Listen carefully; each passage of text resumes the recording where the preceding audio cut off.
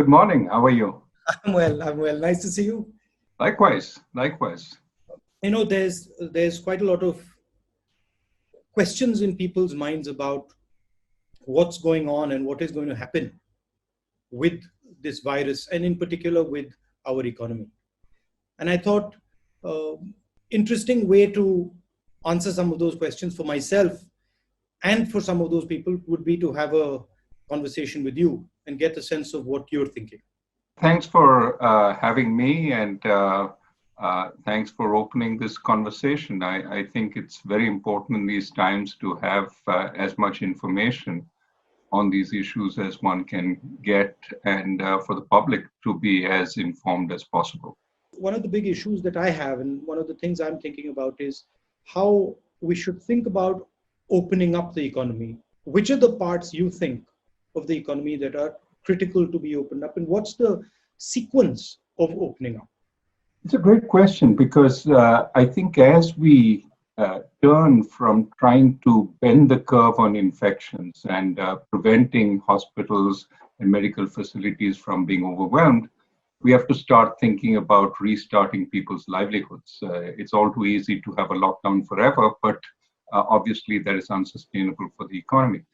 So it has to be a sequencing. First, the places where you can maintain distancing, and it's not just distancing in the workplace, it's also distancing to and fro from the workplace, a transportation structure.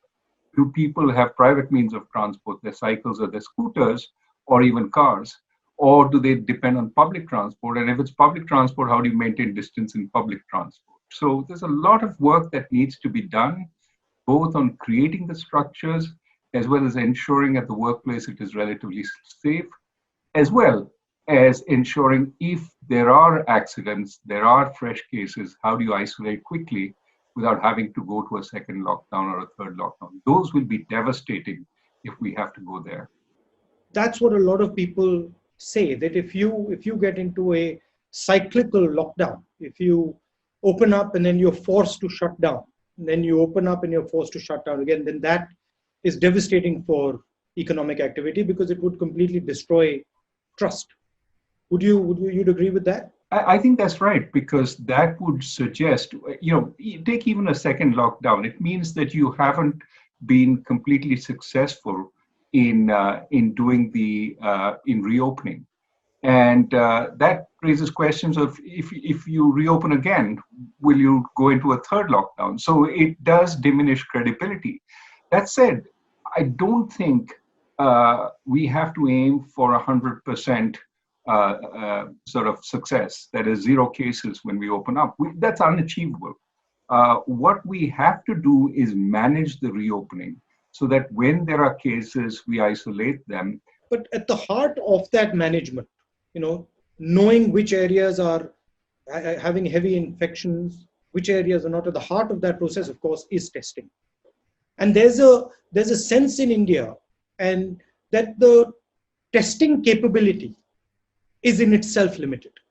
That we're a big country, and that our ability to test, like the United States or like the European countries, is comparatively limited.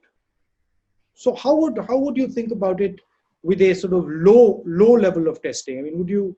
It's a great question, because take the United States right now.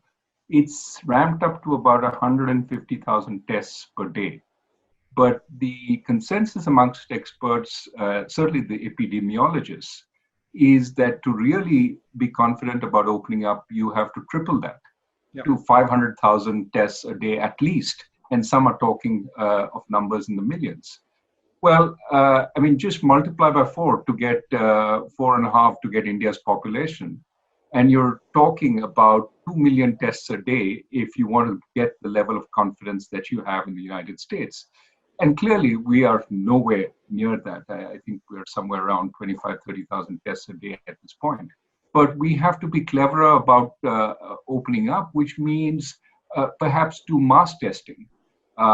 Take 1,000 samples, and then check in a mass way whether there is any sign of the virus in those 1,000 samples. And if you do find that, then go deeper into that particular sample and check who it might be. But this way, I mean, these are ways of testing which reduce the burden on the test infrastructure and can allow us to try and vet much more. It's in some sense less intensive, but it is cleverer. We have to be cleverer about the reopening because we simply can't wait till we have that kind of facility. There's going to be the impact of the virus, and then after some time there's going to be the impact on the economy, a sort of blowback impact that is going to come, real impact that is going to come a couple months from now. How do you sort of make the balance between fighting the virus right now and fighting the consequences of the virus 3 or 4 months down the line? I think there has to be a prioritization because our capacities and our resources are limited. Certainly our financial, fiscal resources are more limited than the West. So what we need to do is decide, how do we keep this economy together so that when we reopen up, it's sort of able to walk off the sick bed and not be impaired at that point. So most immediately, I think keep people well and alive. Food is extremely important. Reach it to every place. Places our public distribution system does not go. Amartya Sen and Abhijit Banerjee and I have talked about temporary ration cards, for example, for people who don't have access. But you have to treat this pandemic as a situation which is unprecedented. We have to break norms in order to tackle what is needed, while at the same time keeping in mind that there's an overall budgetary sort of limit. There are only so many resources we have. What do you think about the agricultural sector and the workers, migrant workers? How should we be thinking about their finances? Well, this is where I think the efforts we made on direct benefits transfers sort of needs to be realized at this point. All the ways we transfer to relatively poor people, we need to take a call on that. We have different ways of accessing through widows' pensions, through the Manrega rolls, and we need to say, look, these are people who don't have a job right now, who don't have a livelihood. And for the next 3 or 4 months, while this uncertainty is on, we're going to support them. But in terms of the sort of priority, keeping people alive and keeping them from having to go onto the street, in protest or looking for work is probably useful at a time of lockdown. And so I think we need to find ways of getting both money as well as food through the public distribution system to as many of these people as we can. तो doctor राजन, कितना पैसा लगेगा गरीबों की मदद करने के लिए? तकरीबन 65,000 करोड़ 60,000 और 65,000 करोड़ इतना ज्यादा नहीं है. हमारा जीडीपी 200 लाख करोड़ है और उसमें 65,000 करोड़ इतना ज्यादा नहीं है, तो कर सकते हैं. और अगर ये गरीबों के लिए है और अगर उनका जिंदगी बचाने के लिए है तो करना चाहिए. अभी तो देश संकट में है, मगर कोविड के बाद हिंदुस्तान को इस घटना से कोई फायदा भी होगा, कोई स्ट्रेटेजिक फायदा होगा, दुनिया में कोई बदलाव होंगे जिससे हिंदुस्तान को फायदा होगा या जिनकी हिंदुस्तान एडवांटेज ले सके? किस प्रकार से दुनिया बदलेगी आपके मुताबिक? These kinds of incidents rarely have positive effects for any country, in general. But there are ways countries can take advantage of them.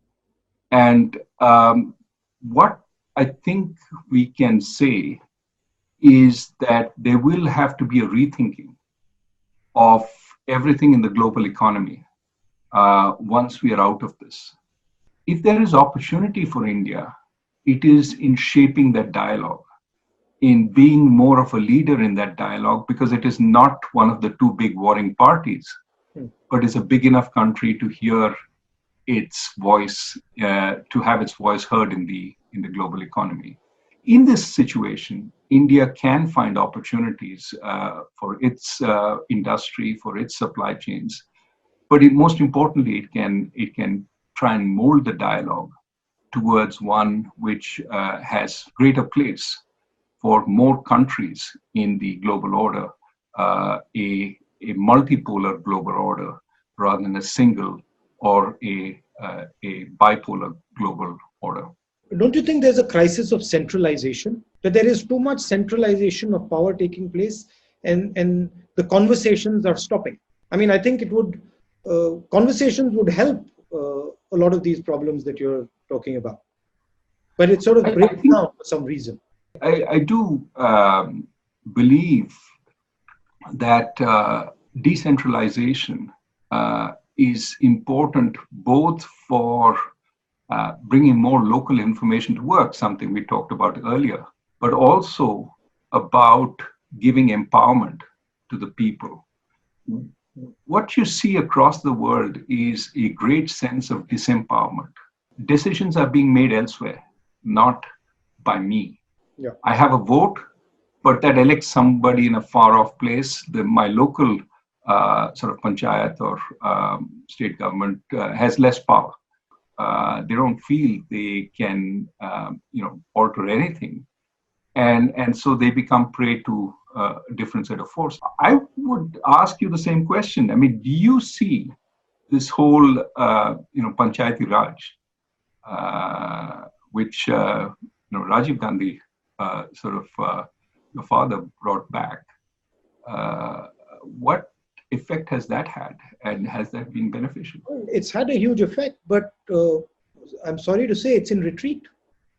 So a lot of the forward movement on Panchayati Raj that had taken place, we are now moving back to a sort of bureaucratic, BM-based structure or a bureaucrat-based structure. And if you look at the southern states, they are doing a better job because they are actually more decentralized. And the northern states are centralizing power, and they're taking away power from the panchayats and the sort of grassroots organization. The closer decisions are taken to people, the more ability they have to keep a check on those decisions. So I think it's an experiment worth doing. But what do you think is causing this at a global level? Why do you think we are having this sort of massive centralization and stopping a conversation? What do you think there's a central cause, or do you think there are a number of causes? I do think there is a cause, and I think it is the global markets, right? There is a sense that if markets globalize, market participants, firms, for example, want to see the same rules everywhere. They want to see the same coordinating structure everywhere. They want to see the same government everywhere, because that then gives them confidence. That attempt at uniformity takes away power from the sort of local or national governments. Of course, in addition, there is the bureaucratic temptation to centralize. If I can grab the power, why not? And so that is a constant desire to, if you're providing funding to the states, here are the rules that you must obey in order to get this funding. Not, I will give you this funding, no questions asked, because I know you've also been elected, and you will have to have a sense of what is appropriate for you. There's a new model also out, which is the authoritarian model, which is questioning the sort of liberal model, and it's a different way of doing work, and it seems to be more and more rising in more and more places. Do you think it's going to get pushed back? I don't know, because the central authoritarian model, the strong figure, in a world where you're powerless, is sometimes appealing, especially if you can develop a personal rapport with that figure, and you feel they believe in me, they care for the people. The problem with that is the authoritarian figure can develop their own sort of sense of, yes, I am the power of the people, and therefore whatever I say goes. My rules apply, not the checks and balances, not the institutions, not the decentralized structure. Everything is going to go through me. The sort of historically, what has happened is that has put too much weight on that center. And eventually that collapses. But clearly, something has gone wrong with the global economic system. I mean, that's pretty clear, right? Would that be a fair statement? I think that's a fair statement, that it's not working for a lot of people. The growing inequality of incomes and wealth in developed countries is certainly a source of the concern. The precariousness of jobs, the so-called precariat, is another source of concern. You have these gig jobs without any sense of whether you will have income tomorrow. And of course, we've seen during the pandemic, many of these people don't have any support. They have lost out on both incomes as well as their safety net. Therefore, what we have today is both a problem of slowing growth. So we cannot dispense with markets. We do need growth. But we also have a problem of stuck or inadequate distribution. People aren't getting the fruits of that growth in the same ways. Many people are being left out. And so we need to think about both sides. And that's why I think rather than focus on distributing output, distribute opportunity. You know, it's interesting that you said that infrastructure connects people and that gives opportunity. But if there is division and hatred, that disconnects people. That's also infrastructure. There's an infrastructure of division and infrastructure of hatred. And that causes as big a problem. Absolutely. I think social harmony is a public good. Having everybody believe that they're part of the system and equal part of the system is essential. We cannot afford to be a house divided, especially in these times when our challenges are so big. And so I would prefer to put, our founding fathers, people who wrote our constitution, and the early sort of administrations. That's something I've been spending some time sort of relearning. And those people realized that there were some issues which you wanted to put on a shelf and not touch. Because if we got into those issues, we would spend a long time fighting each other. Also, you tend to divide and look backwards into history when you're struggling with a forward vision. So I think I like what you said about India needs a new vision. What would be the elements of that in your view? Of course, you mentioned in infrastructure, education, healthcare, but how would it be different than the last 30 years or 20 years? What would be the pillars that would be different?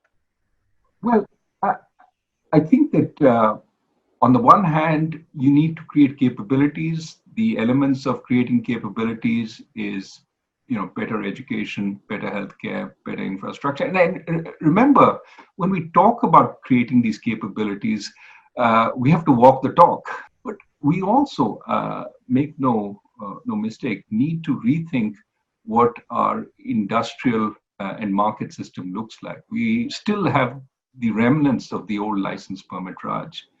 And we need to figure out how we go to a place where the accent is on creating many, many more new jobs of a good quality.